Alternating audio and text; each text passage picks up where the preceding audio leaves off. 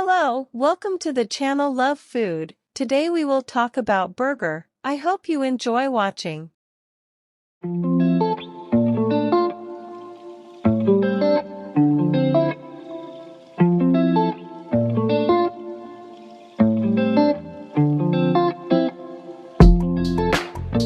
A hamburger, or simply hamburger, is a sandwich consisting of a filling, usually a patty of ground meat, usually beef, placed in a sliced bun or flatbread.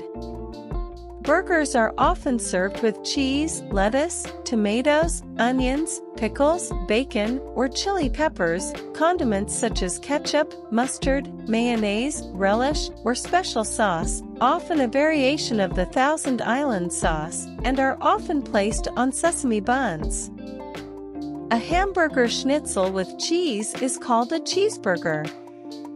The term hamburger can also refer to the patty itself, particularly in the UK where the term patty is rarely used, or it can also refer to minced meat.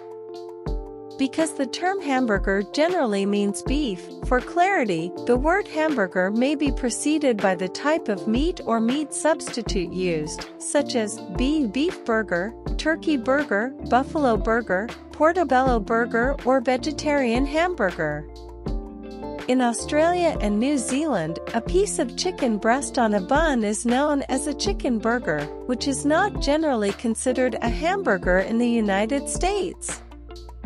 Americans would normally call it a chicken sandwich, but in Australian English and New Zealand English, the sandwich requires sliced bread, not a bun, lest it be considered a sandwich.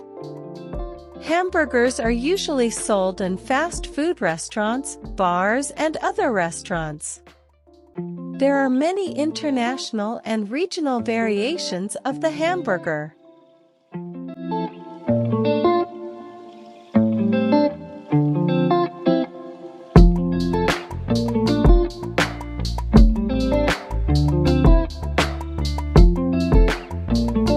With versions of this meal having been served for over a century, its origins remain obscure.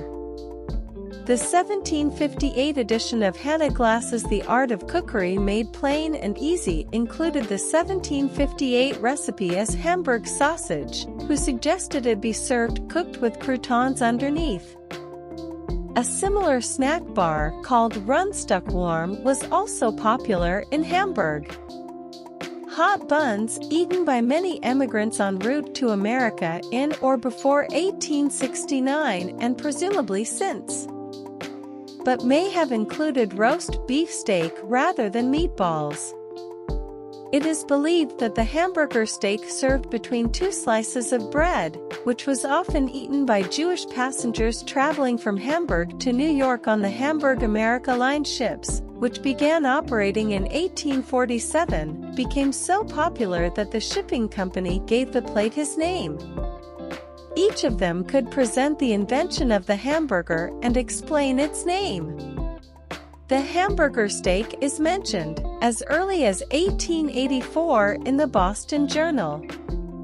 On July 5, 1896, the Chicago Daily Tribune made a very specific statement about the hamburger sandwich.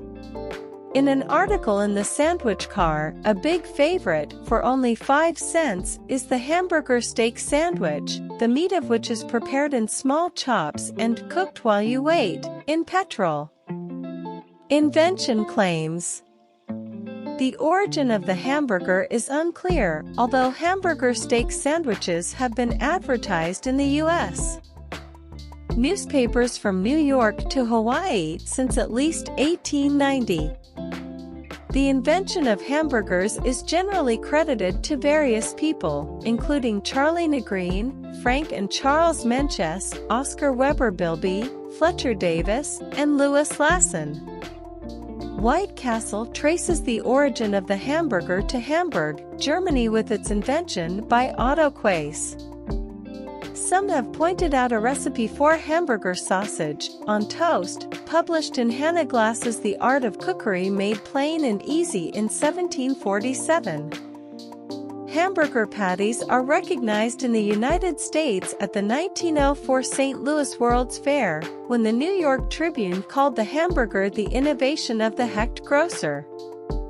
No conclusive arguments ended the dispute over the invention.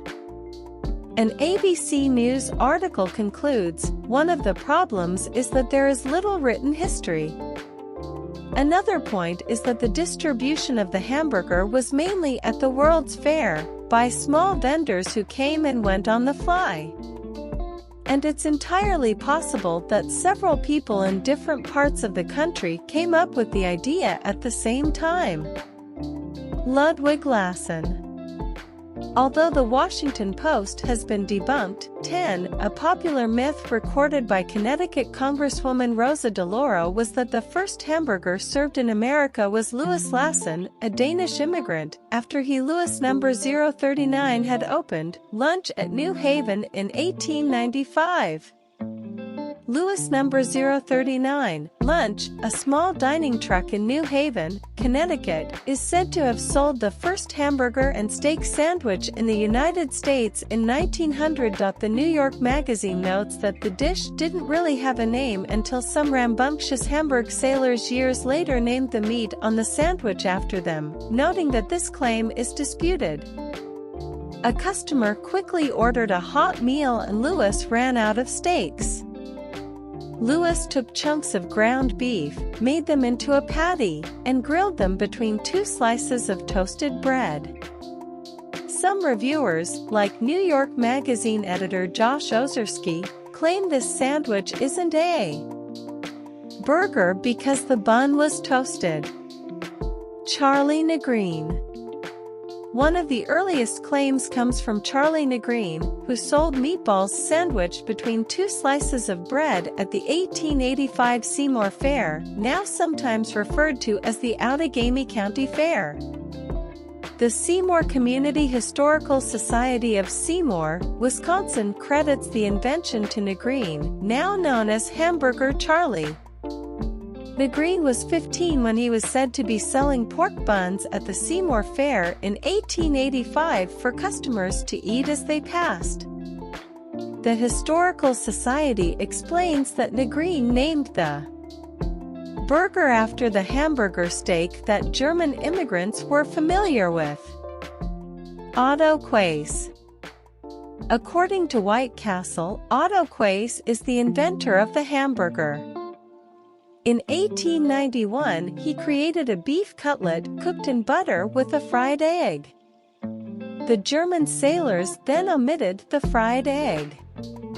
Oscar Weber Bilby. Oscar Weber Bilby's family claims that the first known hamburger on a bun was served on July 4, 1891 at Oscar's grandfather's farm. The sandwich was a yeast bun. In 1995, Governor Frank Keating announced that the very first hamburger on a bun was made and eaten in Tulsa, Oklahoma in 1891, naming Tulsa the true birthplace of the hamburger.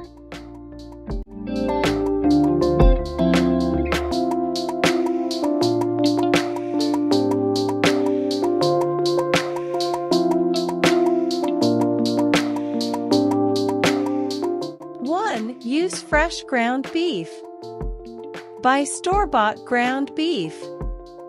You never know when it's ground, what part of the cow it came from, or how many different cows are in the pack. Not to mention baddies like E. coli, freshness issues, rough handling, and tight shrink wrapping that can lead to lead pies. If you have a good source of fresh ground beef that you trust, ask for at least 20 tons of meat. Otherwise, it is best to cut the meat yourself. If you've never done it before, this task might seem daunting at first, but trust me, once you've ground, you'll never go back. The heavy-duty electric meat grinder is great but impractical unless you're running a restaurant or hunting. I use the KitchenAid attachment with good results, although even a decent manual model produces the world's best beef than store-bought. You can read our review of the best meat grinders here. Don't have one yet? You can use a food processor. Simply cut the meat into 1-inch pieces, spread them out on a rimmed baking sheet, place them in the freezer for about 15 minutes until they harden but don't freeze, then pulse the meat in pound increments to the desired grind amount, about 10 to 12 1-second pulses. Grind your own beef, and not only do you control everything from the meat mix to grind size and fat content, but better yet, you can tell people you have your beef. Immediate street recognition. 2. Keep everything cold.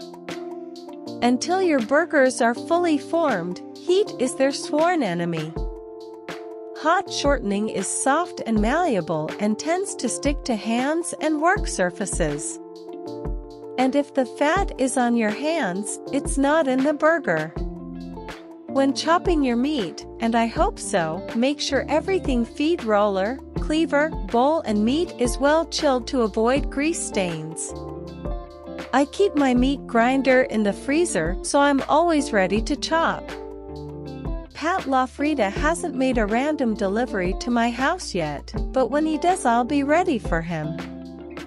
3. Don't smoke your meat. Contrary to appearances, ground beef isn't dead. From the moment you lay your hand on it, it dynamically transforms and responds to every kneading, sprinkling of salt, and change in temperature. Overprocessing the meat causes the proteins to cross-link like little strips of Velcro, making the finished burgers denser and firmer as they grind. For the best burgers, shred the fresh meat and shape the patties as thin as possible. For seared meatballs with perfect nooks and crannies to catch the cheese, I sometimes like to shred the meat right on the plate and gently tuck into the meatballs without lifting until cooked through. Excellent! Here's a conclusion: add junk foods like onions, herbs, eggs, breadcrumbs, etc. Adding to your ground beef not only forces you to manipulate the mixture, it instantly elevates your burgers to a meatball sandwich category. When you absolutely have to splurge on your burgers, and with good, well-chosen meats.